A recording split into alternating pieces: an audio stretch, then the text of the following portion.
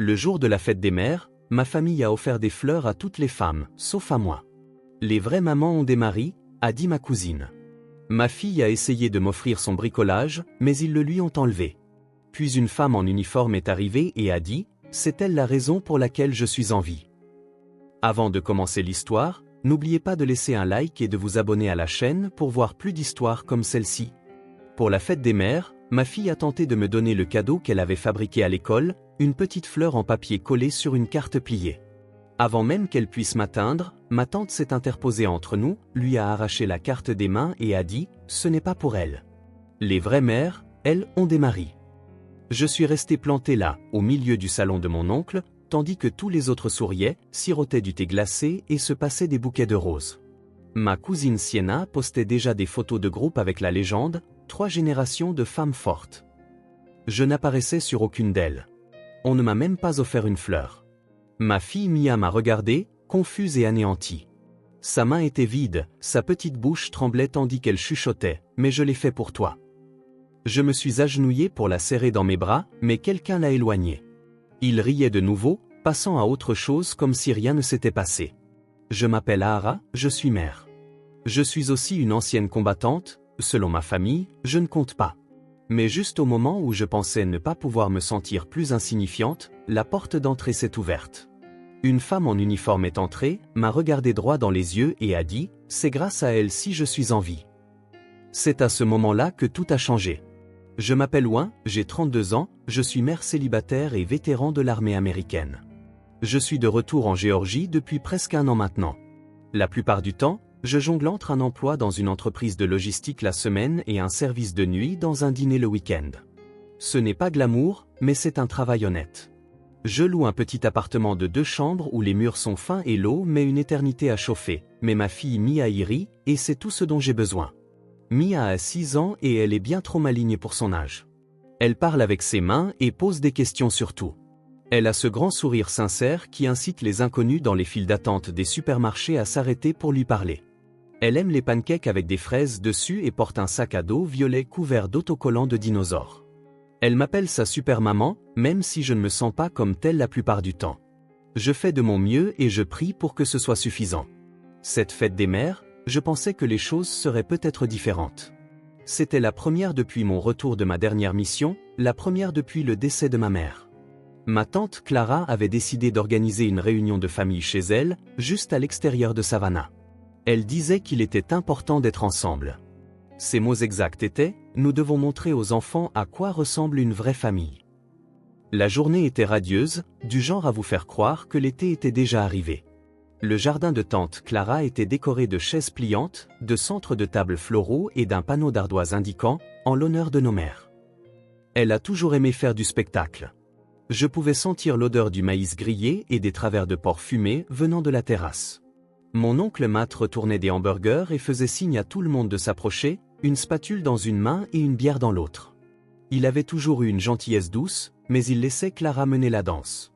À l'intérieur, la maison ressemblait à une image de Pinterest. Bocaux maçonnes, tarte maison, un mur de photos couvert de clichés de bébés de toutes les mères et de leurs enfants. J'ai remarqué qu'aucune des photos n'incluait Mia ou moi. J'ai balayé ça d'un revers de main, me disant « C'est peut-être un oubli, peut-être qu'il n'en avait pas de récente ». Sienna était déjà là avec son mari Marc et leurs jumeaux. Elle portait une robe longue rose et des talons, comme si elle se rendait à un mariage. Elle m'a interpellé depuis l'autre bout de la cuisine, « Tu t'es faite jolie », et m'a adressé un sourire rapide qui n'atteignait pas ses yeux.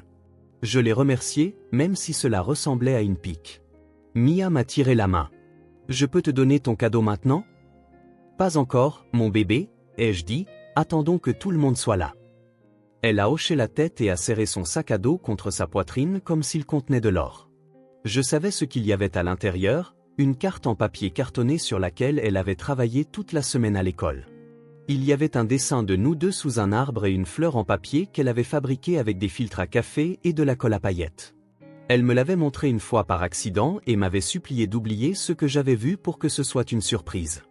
Je le lui avais promis. Quand le reste de la famille est arrivé, tante Clara a tapé dans ses mains et a demandé à tout le monde de se rassembler. C'était l'heure des hommages de la fête des mères, a-t-elle dit. Montrons notre reconnaissance aux femmes qui font les choses bien, a-t-elle ajouté, assez fort pour que je sente le coup me frapper comme une gifle. Un par un, les maris et les enfants ont offert des fleurs à leurs épouses et mères. Il y a eu des câlins, des photos et des discours. Clara a reçu des roses de l'oncle Matt, Sienna des lys de Marc et des garçons. Ma cousine Tara a reçu un bouquet de marguerites avec un mot fait main.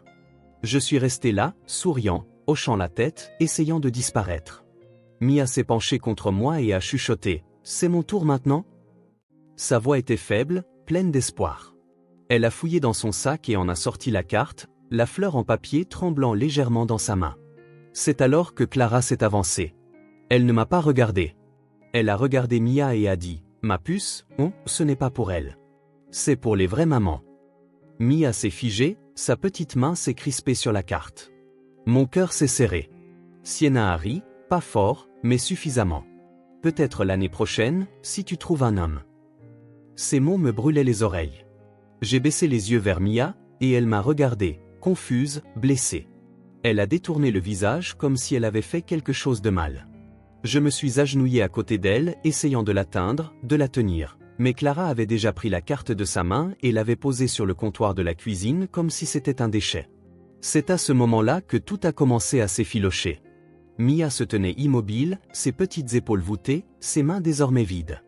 La carte sur laquelle elle avait tant travaillé gisait sur le comptoir, à côté d'un plateau de fruits à moitié entamé. Je l'ai regardée fixer la carte comme si elle s'était transformée en quelque chose d'inconnu. Je me suis accroupi à nouveau à côté d'elle et j'ai chuchoté « C'était magnifique, ma chérie. Tu as fait ça pour moi, n'est-ce pas ?» Elle a hoché lentement la tête, regardant toujours le sol. J'ai essayé de tendre la main vers elle, mais elle a reculé, confuse, embarrassée, blessée comme seuls les enfants peuvent l'être, purement et complètement. Derrière moi, tante Clara a fait teinter son verre. « Prenons une photo avec toutes les mamans, » a-t-elle dit, vous savez, les vraies. Elle a souri comme si c'était une blague, mais le ton de sa voix indiquait clairement qu'elle le pensait. J'ai regardé autour de moi. Personne n'a parlé. Ni mon oncle, ni Sienna, ni Tara. Même l'oncle Matt, qui semblait toujours trouver les mots justes, est resté silencieux. Il n'a pas croisé mon regard. Sienna se tenait à côté de son mari Marc, riant doucement tout en ajustant son collier. Je veux dire, je comprends, tout le monde n'est pas fait pour la vie de famille, elle m'a regardé directement, il faut plus que simplement avoir un enfant. J'ai voulu répondre, j'ai voulu crier. Au lieu de cela, j'ai pris la main de Mia et je l'ai emmenée dehors, loin des appareils photos, des chuchotements et des faux sourires. Elle n'a rien dit. Elle a juste gardé la tête baissée, traînant les pieds sur l'herbe jusqu'à ce que nous trouvions un coin tranquille sous le chêne au bord du jardin. Le même arbre où je grimpais, enfant quand je sentais que je n'avais pas ma place. Je n'étais pas revenu ici depuis des années, mais mes jambes m'y ont porté comme si elles se souvenaient du chemin. Mia s'est assise sur mes genoux, ses doigts crispés sur l'ourlet de ma robe. « Pourquoi ne m'ont-ils pas laissé te le donner ?» a-t-elle demandé. Je l'ai serré plus fort. « Parce que certaines personnes ne comprennent pas ce qu'est une vraie maman, » ai-je dit. « Mais moi, je le sais. Et toi aussi. » Elle m'a regardé, les yeux brillants de larmes. « Tu es ma vraie maman. » Cela aurait dû suffire. C'était suffisant. Mais ça faisait toujours mal. J'ai pensé à ma propre mère, Diana. Elle aurait fait taire Clara avant même que les mots ne sortent de sa bouche. Elle ne s'est jamais souciée des apparences ou de ce que les gens pensaient. Elle nous a élevés, mon frère et moi, seuls après le départ de mon père, et elle n'a jamais laissé personne la qualifier de moins que complète. Elle avait un feu en elle, du genre qui illuminait une pièce et brûlait quiconque essayait de la diminuer. Je me suis demandé ce qu'elle dirait maintenant, si elle était là. J'aurais aimé avoir sa voix à ce moment-là. L'air extérieur semblait lourd. Les rires et les déclics des appareils photo résonnaient depuis la maison derrière nous. C'était comme si nous avions été complètement effacés de la célébration. Mia n'arrêtait pas de demander si nous allions rester pour le gâteau. Je lui ai dit que nous attendrions un peu plus longtemps, peut-être juste jusqu'à ce que les photos soient terminées. Je ne voulais pas qu'elle parte en se sentant ainsi.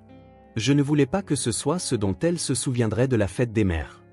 De retour à l'intérieur, Clara distribuait des sacs cadeaux. Sienna ouvrait le sien en poussant des cris de joie devant une bougie parfumée et une sorte de lotion corporelle coûteuse. Tara comparait des arrangements floraux avec les autres, demandant quelle couleur de rose s'accordait avec son salon. J'ai franchi la porte arrière avec Mia à mes côtés, la tête haute, même si ma poitrine semblait sur le point de s'effondrer. J'allais dire merci et ramener Mia tranquillement à la maison. Je n'avais aucune intention de leur donner la satisfaction de me voir craquer. Mais juste au moment où j'atteignais le cadeau que Mia avait fait, Clara s'est retournée pour me bloquer à nouveau. « S'il te plaît, ne fais pas de scène, » dit-elle, la voix basse mais tranchante. « Cette journée ne te concerne pas. » Je l'ai regardée, stupéfaite. « Je suis une mère, ai-je dit. Donc, elle me concerne aussi. » Sienna est intervenue, avec un sourire narquois. « Tu n'es pas une épouse. C'est ça la différence. » Marc a posé une main sur son bras, lui disant de se calmer, mais le mal était déjà fait. Je n'ai plus parlé. J'ai ramassé la carte et la fleur en papier, même si les pétales étaient maintenant froissés. J'ai dit à Mia de prendre son sac à dos, et nous nous sommes dirigés vers la porte d'entrée. En l'ouvrant, j'ai senti une vague de honte et de fureur me submerger. Non pas à cause de ce qu'elles avaient dit, mais parce que je les avais laissées le dire sans me défendre. J'étais restée là, silencieuse, alors que j'aurais dû défendre ce que Mia et moi sommes, réelles, complètes, entières, même si nous ne correspondons pas à leur moule. J'étais à un pas du porche quand une voiture s'est arrêtée, et c'est là que tout a commencé à changer. La porte d'entrée a grincé alors que je sortais sur le porche, la main de Mia dans la mienne. Mes talons ont heurté le bois avec un poids que je n'avais pas ressenti plus tôt. Je voulais la mettre dans la voiture, l'attacher, retourner à notre petit appartement et faire comme si cette journée n'avait jamais existé. Je voulais lui raconter des histoires jusqu'à ce qu'elle sourie à nouveau. Mais plus que tout, je voulais arrêter de me sentir comme si j'avais fait quelque chose de mal en étant simplement sa mère. J'ai pris une profonde inspiration et j'ai regardé l'allée. C'est alors qu'une berline bleue foncée s'est arrêtée. Je ne reconnaissais pas la voiture, elle n'appartenait à personne de la famille. Elle a avancé lentement, sans se presser, comme si la personne au volant savait exactement où elle était et qui elle était venue voir. Le moteur s'est coupé, la portière côté conducteur s'est ouverte et une femme en est sortie. Elle était grande et droite, portant un uniforme de cérémonie de l'armée. Les rubans sur sa poitrine accrochaient la lumière du soleil. Ses cheveux foncés étaient coupés très courts, presque à ras. Elle semblait avoir la fin de la vingtaine. Ses yeux ont balayé la cour jusqu'à se poser sur moi. Elle n'a pas souri. Elle n'a pas hésité. Elle a marché droit vers nous. Instinctivement, je me suis placé devant Mia, incertaine de ce qui se passait. Je n'avais pas peur, juste surprise. La femme s'est arrêtée à quelques mètres et s'est mise au garde à vous. Sa voix était claire, forte et inébranlable. « Sergent Ouin ?» J'ai hoché lentement la tête. Elle a levé la main dans un salut militaire impeccable. « Soldat de première classe Amanda Reyes. Vous m'avez sorti de ce convoi sur l'autoroute 4 à Kaboul. J'essaie de vous retrouver depuis des mois. Votre commandant m'a finalement donné un moyen de vous joindre. » J'ai senti le souffle me quitter. Je n'avais pas entendu ce nom depuis près de 2 ans. Je me souvenais clairement de ce jour maintenant, une embuscade, le chaos, la fumée. J'avais traîné une jeune femme hors d'un véhicule en feu alors que les balles sifflaient dans l'air. Je ne l'avais jamais revue. Amanda a baissé son salut et s'est avancée. J'ai entendu dire que vous étiez de retour en Géorgie. Je ne savais pas si aujourd'hui était un bon jour, mais quand j'ai vu votre nom sur la liste des invités grâce à un contact commun, il fallait que je vienne. Il fallait que je vous dise merci. Vous n'avez pas seulement sauvé ma vie, vous m'avez donné une seconde chance. Mia a jeté un coup d'œil de derrière moi. Amanda l'a remarqué et a souri pour la première fois. Elle s'est accroupie à sa hauteur et a dit « Tu as une maman très forte, ma petite. Plus forte que quiconque que j'ai jamais rencontré. » Mia n'a rien dit au début. Elle m'a regardé, puis a regardé Amanda. Ils ont dit qu'elle n'est pas une vraie maman. Amanda s'est redressée, a redressé les épaules et s'est tournée vers la maison. Elle n'a pas parlé fort, mais sa voix portait. Elle est plus une mère que n'importe qui dans cette pièce. C'est à ce moment-là que tout a basculé. Je pouvais voir des visages à travers les fenêtres maintenant. Tante Clara, figée à l'évier de la cuisine, Sienna, les bras croisés, ne souriant plus narquoisement, quelques cousins reculant de la porte, comme incertains de sortir ou de rester cachés. Amanda m'a regardé à nouveau. Ils ne savent pas ce que vous avez fait, ce que vous avez porté. Ce convoi était plein de gens. Seuls 3 d'entre nous s'en sont sortis. Vous m'avez traîné dehors avec une épaule démise et des éclats d'obus dans la jambe. Je pensais que j'allais mourir. Vous m'avez dit que non. Vous êtes resté avec moi jusqu'à l'arrivée des médecins. Ce jour-là m'a fait croire à nouveau en quelque chose. En les gens. Je ne savais pas quoi dire, la gorge nouée. Mia s'accrochait à ma robe, me regardant attentivement. Amanda a placé quelque chose dans ma main, un morceau de papier plié. Ses coordonnées et un mot, vous m'avez sauvé. Si jamais vous avez besoin de quoi que ce soit, je répondrai présente. Elle a hoché la tête une fois, puis s'est retournée et est retournée à sa voiture. Je suis resté là, tenant Mia, abasourdi par le poids de ce qui venait de se passer. Pour la première fois de la journée, je ne me sentais pas petite. Je ne me sentais pas honteuse. Je me sentais vue. Mia m'a tiré le bras. On peut retourner à l'intérieur maintenant? Je l'ai regardée, surprise. Tu es sûre? Elle a hoché la tête. Je veux leur montrer ma carte. J'ai pris sa main, ensemble, nous avons repassé la porte d'entrée. Quand Mia et moi sommes rentrés dans la maison, le bruit avait changé. Ce n'était plus fort. Le brouhaha s'était adouci, comme si l'énergie avait quitté la pièce. Tout le monde avait vu Amanda. Tout le monde avait entendu ce qu'elle avait dit. Pour la première fois de l'après-midi, personne ne me regardait directement.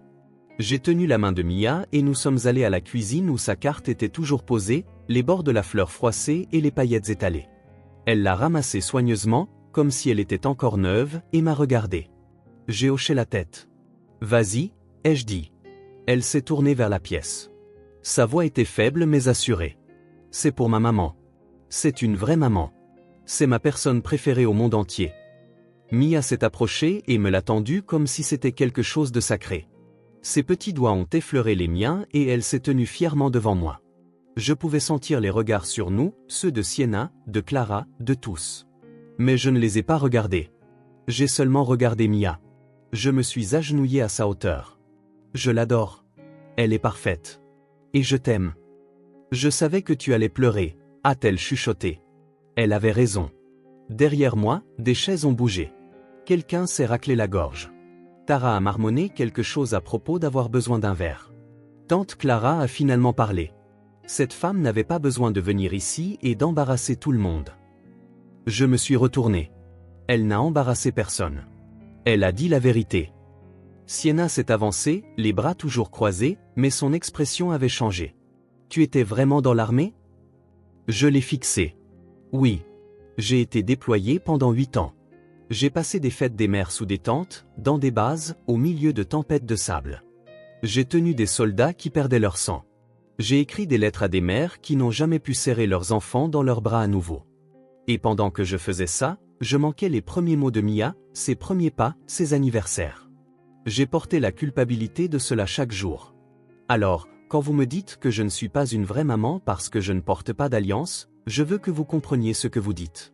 Parce que j'ai tout donné pour la garder en sécurité. C'est ce que font les mères. La pièce était silencieuse. Oncle Matt s'est avancé lentement.